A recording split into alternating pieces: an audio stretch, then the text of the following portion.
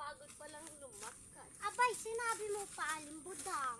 A few moments later. Abang kapitan, ba't nandito ka?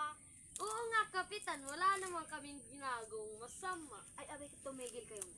Naparito ako para sabihin sa inyo na ako ay magbibigay dito sa barangay natin ng scholarship.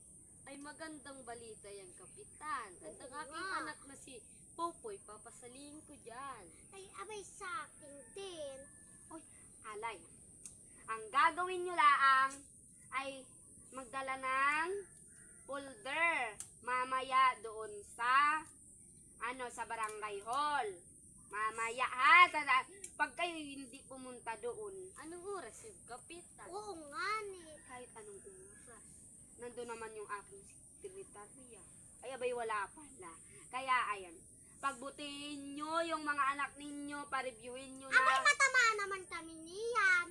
Uy, aboy, abay, abay. Abay, 2,000 ang makukuha ng mga anak nyo buwan-buwan kapag sila ay nakapasa sa pagsusulit. Ay talaga naman makakapasa ang aking anak dyan, si Popoy. Dahil ang taas-taas ng marka niya. Dahil siya ay bis in recess. Ay, grabe! Bisin recess! Ikaw naman man.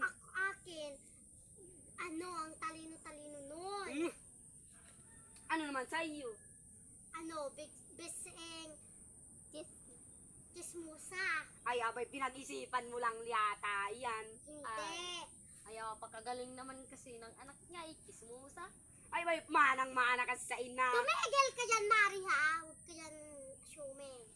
Ay, abay, Huwag. halina ta. Ay, Punta na tayo, halina.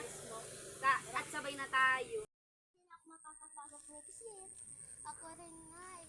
Masuwi na tayo.